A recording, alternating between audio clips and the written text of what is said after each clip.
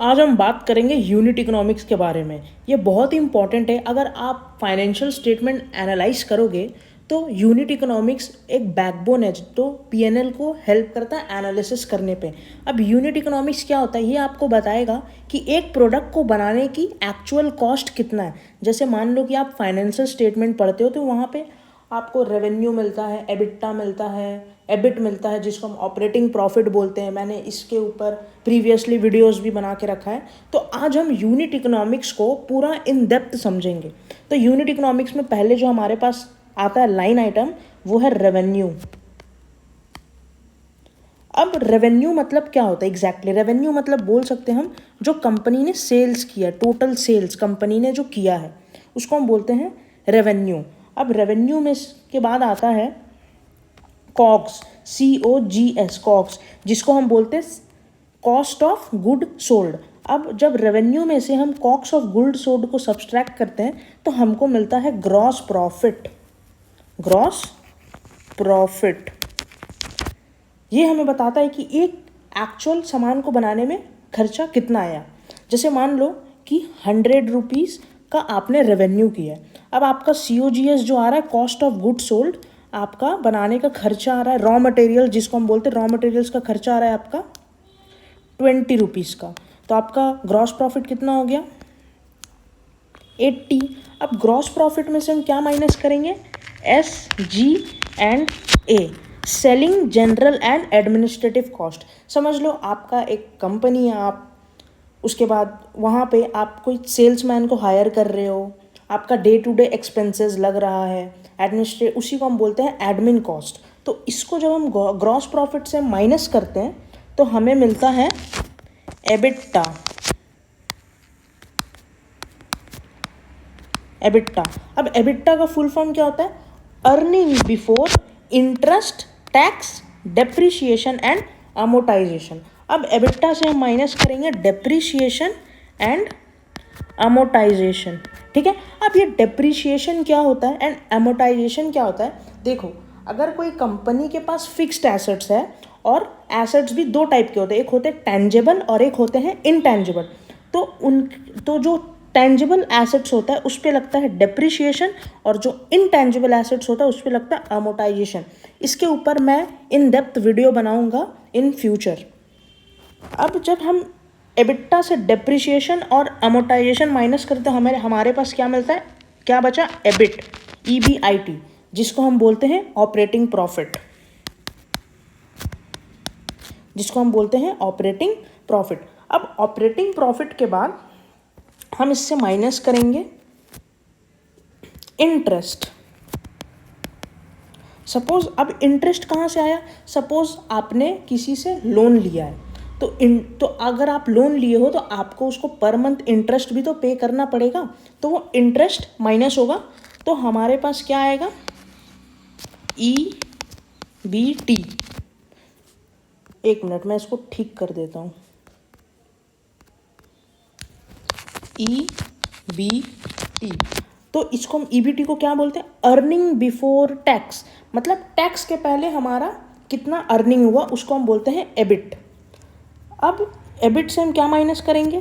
Tax, है ना। तो अब जब हम एबिट से टैक्स माइनस करेंगे तो हमारे पास आ जाएगा PAT, which is profit after tax. तो अब आप देखो, यही है हमारा पूरा यूनिट इकोनॉमिक्स। रेवेन्यू में से हम कॉक्स माइनस किए, कॉक्स में से जब हम माइनस किए तो हमारे पास आया ग्रॉस प्रॉफिट, ग्रॉस प्रॉफिट में से हम sales, general and administrative cost minus किए तो हमारे पास आया एबिटा। फिर एबिटा से हम डेप्रिसिएशन और एमोटाइजेशन को माइनस किए, फिर हमें मिला एबिट। अब एबिट से हम इंटरेस्ट माइनस करेंगे तो हमें मिलेगा EBT। अब EBT से हम माइनस करेंगे टैक्स तो हमें मिलेगा प्रॉफिट आफ्टर टैक्स। तो एक चीज़ है, आपने देखा होगा जब भी आप PNL देखते हो, that is profit and loss statement, तो वहाँ पे एक लाइन आइटम होता है जिसको हम बोलते हैं अदर इनकम, है ना, अदर इनकम। तो यहाँ पे अदर इनकम क्या होता है? देखो, मैंने यहाँ पे मेंशन नहीं किया है क्योंकि मेंशन नहीं होता है बहुत जगह, तो मैं आपको फिर भी बता दे रहा हूँ सो दैट आपको हेल्प हो जाएगा। देखो, एबिट हमारा आ गया। एबिट के बाद हम क्या करेंगे? इस पे हम अदर इनकम को प्लस करेंगे। इसको हम अदर इनकम के साथ प्लस करेंगे, उसके बाद हम इससे इंटरेस्ट माइनस करेंगे। और मैं आपको प्रैक्टिकल वे में समझाता हूँ, ये इजी होगा। सपोज एक कंपनी है जो 100 रुपीज़ का सेल्स कर रही है, उसमें से हम 20 रुपीज़ का रॉ मटेरियल्स लाए, तो ये 100 रुपीज़ को हम बोल सकते हैं रेवेन्यू। उसमें से हम क्या माइनस कर रहे थे, COGS। तो हमारे पास क्या आ रहा था, ग्रॉस प्रॉफिट। तो हमारे पास 100 माइनस 20 कितना होता है, 80। तो 80 रुपीज़ का क्या आ गया, ग्रॉस प्रॉफिट, है ना।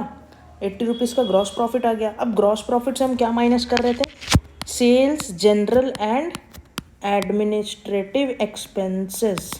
तो मान लो ये 10 का था, तो इसको भी माइनस किया, तो हमारे पास कितना आ गया, 70। तो ये 70 क्या हो गया हमारे पास, एबिटा।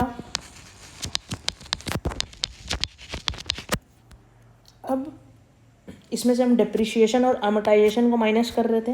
तो सपोज 10 रुपीज़ का डेप्रिसिएशन था, तो कितना हो गया, 60। तो ये क्या हो गया हमारा, EBIT, क्योंकि डेप्रिसिएशन और अमोर्टाइजेशन तो यहाँ पे माइनस हो गया ना। तो हमारे पास क्या बचा, EBIT। तो हमारा EBIT कितना आ रहा है, 60, जिसको हम बोलते हैं ऑपरेटिंग प्रॉफिट भी बोलते हैं। अब EBIT से हम क्या, यहाँ पे सपोज हमने अदर इनकम अर्न किया है 10 रुपीज़ का, तो इसको हम प्लस करेंगे। और हमारा मान लो 5 रुपीज़ का इंटरेस्ट है, तो हम इसमें माइनस कर देंगे इंटरेस्ट। ये हमारा अदर इनकम है और ये हमारा इंटरेस्ट है। तो अब हमारे पास कितना हो जाएगा, 65। तो ये 65 क्या हो गया हमारे पास, EBT, क्योंकि इंटरेस्ट तो यहाँ पे माइनस हो गया, तो बचा क्या, EBT। अब EBT में से हम क्या माइनस करेंगे, टैक्स, दैट इज़ 30%। तो हमारे पास कितना आ जाएगा, 30% माइनस कर देंगे, तो 65 का 30% कितना होता है, दैट इज़ 19.5। तो हमारे पास कितना बचेगा, 45.5। तो ये 45.5 क्या हमारा पैट है, पैट, प्रॉफिट आफ्टर टैक्स। तो ये है हमारा पूरा यूनिट इकोनॉमिक्स। अगर अब आप फाइनेंशियल स्टेटमेंट को एनालाइज करोगे तो आप इसको ब्रेक डाउन करना आपके लिए इजी होगा। अगर आप चाहते हो कि मैं आपको स्क्रीनर के साथ प्रैक्टिकल वे में समझाऊं, तो आप मेरे को कमेंट करके ज़रूर बताना।